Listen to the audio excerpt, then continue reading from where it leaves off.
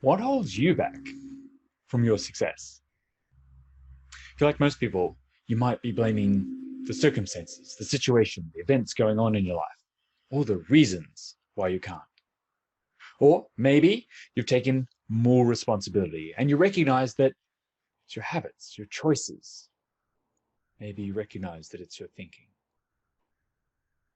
In the end, I believe it's always our thinking. It's always our own limiting beliefs that hold us back. I offer for you today that nothing holds us back more than our doubts, our fears, our insecurities. It's that lack of belief that you actually can have the life you want and be the person you want to be. It's mentally hanging out in the past that has been and not actively hanging out in the future that could be if you allowed it. Hi, I'm Brian, and if you don't know me, I'm a life and weight loss coach, and I help people transform their thinking, change their habits, lose weight for good, or achieve whatever other result they'd like in their life, improving their relationships, improving their career, improving their finances. And, limiting beliefs are something we all have. We're all human. It's the default setting for most people to be in doubt, be in fear, be in insecurity. And nothing really has gone wrong there. It's simply recognizing that in this case, when we're doing that, when we're living our life from fear, when we're holding ourselves back from our success, that it's our primitive brain that's in charge, that's running the show, that's driving those actions. And our primitive brain is the part of our brain that's really just focused on our immediate survival. We often call it our toddler brain. It's the part of our brain that just cares, am I alive right now? Compared to our evolved thinking brain. As humans, we have these wonderful structures like our prefrontal cortex in our brain that can actually go into the future and hold our dreams and desires, can think of a future that's better than the present. And it goes beyond mere survival. So the good news that I wanted to offer you today is that you don't have to keep the default setting. You are constantly creating the future with your present thinking. I want to say that again. You are constantly creating your future with your present thinking. How we perceive the world really does determine how we feel in response to the interpretation we've made, and the kinds of actions that we're driven to do in response to those feelings. Of course, it's the actions we take in the world that produce the results. Every result you have in your life in this moment is the consequence of thinking that you've had previously. So if you're new to this work, and maybe you've heard it before, it's becoming more and more common now to recognize that our thinking creates our reality. But if you're new to that, then I really encourage you as the very first step to just start paying attention. Start noticing what's going on in your mind. And remember that even just doing that, slowing down enough to notice what you're actually thinking, instead of just living in reaction, is in itself an act of self-care. When you're faced with a choice or a decision,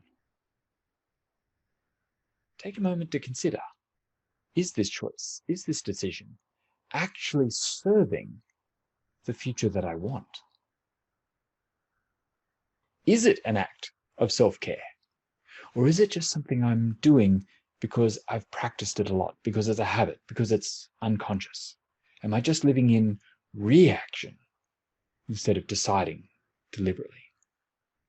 Now, if you've been following along with my videos, the last couple of videos, numbers 56 and 57, have been about living deliberately, actually getting really conscious about your choices and making choices on purpose.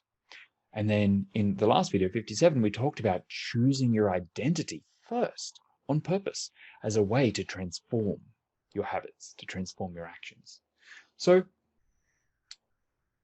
Today, every time you're faced with a decision, with a thought, with an action, should I do this or should I do something else? Ask yourself, is it serving the future that I actually want? And of course, it's important to remind yourself here that the future you want, actually living your best life, having the success you want, is totally and completely available to you. And just reminding yourself of this fact that the future isn't created yet.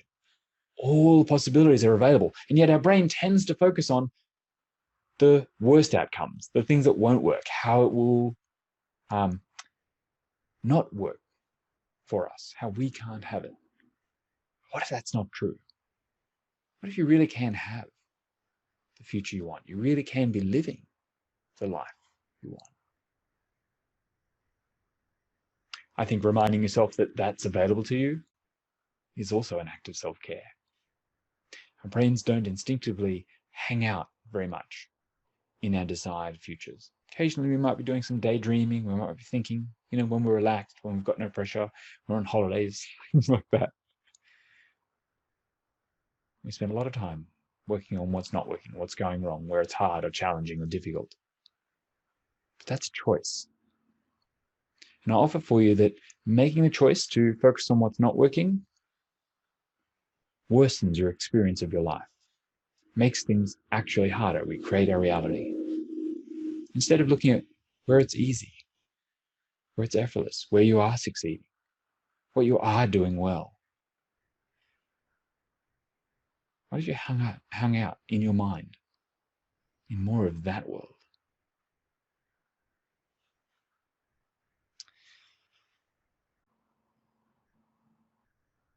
When you're faced with that choice and you've had a look at, is it serving me or not, then I offer for you to choose deliberately to move towards that future that you could be having, the future that you want. And every time you do that, that too is an act of self-care. We often think of self-care as something we'll get around to eventually. It's a luxury that if we have spare time or if we had spare money, we'd get around to, and we'd, have a pedicure or a manicure or a facial or a massage. We'd go and take a weekend away. We'd sit around and do nothing. Self-care is not just in those big moments. It happens in all of the little moments in our day. All of those moments when we observe what's going on in our head, we supervise that little voice, supervise our primitive brain. Every time we make a healthy choice. Every time we show up for ourselves and back ourselves when we make a decision. Every time we choose to do the work or the workout that we've been avoiding doing. Every time we plan ahead or prepare in advance or decide in advance. Every time we set ourselves up to make our future decisions and actions easier. Those are acts of self-care. And it happens every time that we check in and see if what we're saying yes to in our world comes from our best self, comes from our love for ourselves and for others. And not when we're saying yes at the expense of ourselves. I see so many people get into people-pleasing and taking on more tasks and more roles and more chores, more responsibilities in order to have other people think well of them. But they do it not from a place of loving themselves and wanting to help and be generous, but from a place of not being enough. And they do it in a way that exhausts themselves, that runs down their energy, that they're saying yes to so many things, they're depleting themselves. That is not an act of self-care. And I contend that when we do that, we actually do a poorer job of relating to others, of doing the tasks, of showing up. Because we'll tend to show up tired or exhausted, less energy, less positivity. Maybe we even start to resent all of those things we're saying yes to. Even if ultimately we do want to still do those things. We want to be kind, we want to be caring, we want to be generous to others. You see, when you practice acts of self-care, when you do take the time and give yourself the energy, you honor your commitment to your success. You can give generously from your best self. I want you to remember that you, yourself, as much as anybody in the entire universe, deserves your love and affection. I would also add that you deserve your attention. When you practice acts of self-care, you honor your commitment to your success. When you look after yourself first, you give generously from your best self. And here's what I found working with clients to help them make this transformation and to do it and live it in my own life, that you can inspire, that you can lead by an example, you can demonstrate what is possible. So many people think that they just can't, it's too hard, they don't have time, they don't have the energy. And yet, when we make this switch to looking after themselves first, to filling their own tanks, to honoring their commitments to themselves, they have more to give. More positivity, more energy, more generosity, more abundance in their life. You really can be the person and create the life that you are in awe of. I want you to think what your life might be like if honoring yourself and honoring your commitment to the future you want was your new default. What if that were easy? What if it was normal, not exceptional? What could you do? What would you do? I'm encouraging everyone this week to spend a week actually reviewing your actions every day through the lens of self-care, deciding, is this serving me or not? And then thinking about what you could do in your life as it currently stands to find those little moments, to find those acts of self-care that could honor yourself, that could honor your commitment. And write them all down. Now, I've created a worksheet to actually help you examine those choices and actions.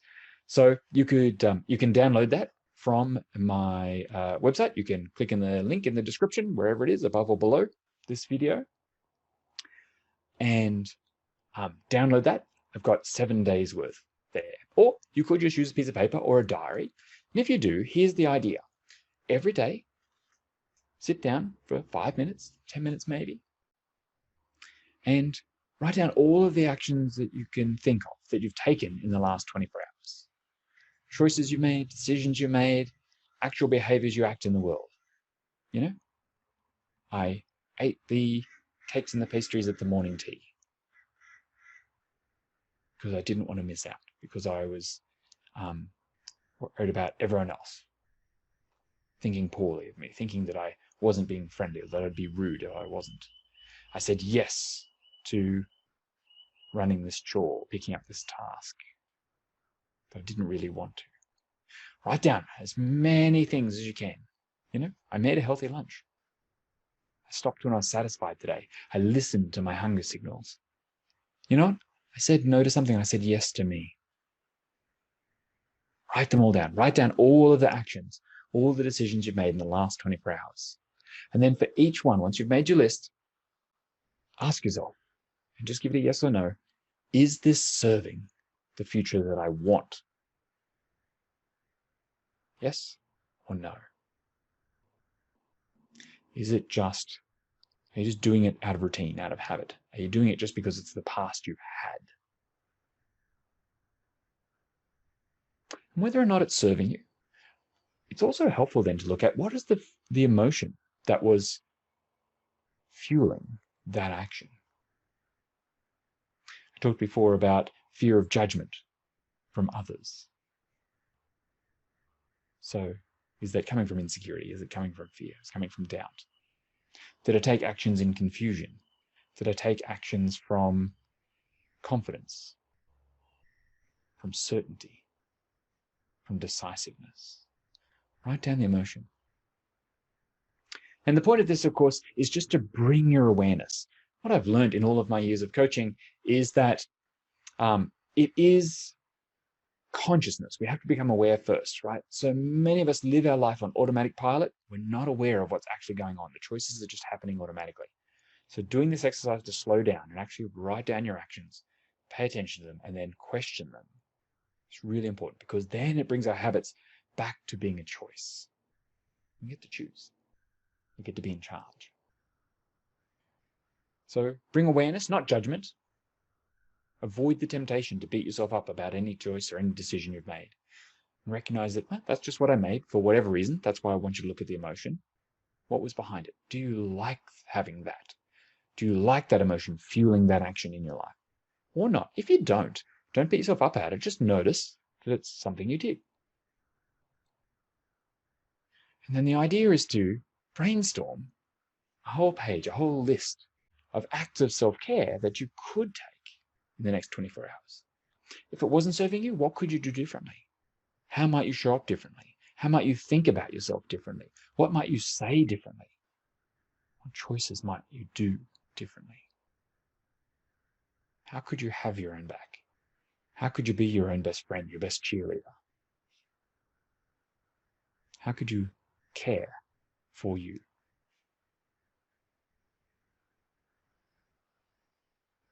Wonder what your life would look like if you loved yourself enough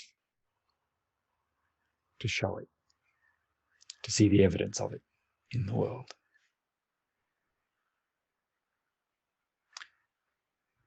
So that's really all you need to do. Examine your actions, see if they're serving you, understand the emotions driving them, and then brainstorm a new list of acts of self-care that you could take.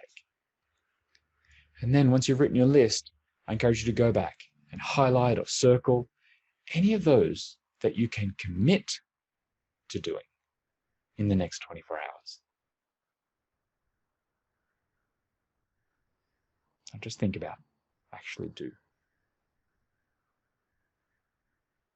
I'd love to know, if you do this exercise, what shifts over the course of the week? What's your experience of your life? What things are you doing differently? How are you feeling differently after doing this? It really is amazing. And remember, repetition is the path to new habits. Choose deliberately, make that commitment to yourself, and practice showing up. Now, you probably won't be perfect. You probably won't do them all. That's okay. Have compassion for yourself for that. And simply just write down that action and ask, in not following through, in not doing that, did it serve me? Did it serve the future I want? Did it serve the person I am becoming? Or not? And then brainstorm a new action and try again.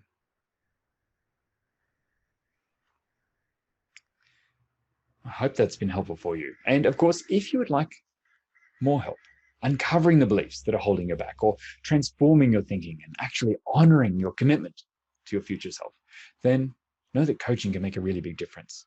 A coach can help you see the beliefs that you're not aware of and support you in living into the new beliefs that you want. You know, I have a coach too. I love talking with my coach because so often they'll just point out one simple thing that I've not been considering. They remind me of something I did know but hadn't been thinking about. And that changes everything. It's like a switch is flicked and I can move forward again. I'd like to help do that for you. So if you'd like me to be your coach, then head on over to livemorelife.com.au and request a consultation. Let's have a conversation about what you want to achieve. And in that conversation, we get to experience a little of my coaching. We'll see if we're a good fit. And if it feels right, we can talk about what it might be like to work together. Either way, whether you work with me or not, you get to walk away with some clarity about your experience and any hints, insights, or ideas that we come up on the call. It's free of charge, so I welcome you to book one. Whether you do that or not, I'd love for you to let me know in the comments What acts of self-care will you practice this week? Remembering that every act of self-care that you take moves you towards your goals, helps you honor your commitment to yourself, and creates the life you want to be living. All right, if you've got any questions or concerns or comments about these ideas, if you've got any thoughts, I'd love you to share them. I love having these conversations. If this has been helpful for you, give me a like, give me a reaction. Of course, if you're watching on YouTube or on my video blog, then make sure you subscribe so you get notified of every new video when it goes live. And of course, if you know someone who could use this information, for whom this might be helpful, then please forward them the link, forward them the video, share it with them, tag them in the comments. I want to help as many people as possible. For now, I encourage you to go and take care of yourself. Do acts of self-care so that you can create the life you want and be a shining example of what is possible for those around you. Have an amazing day, and I'll talk to you soon.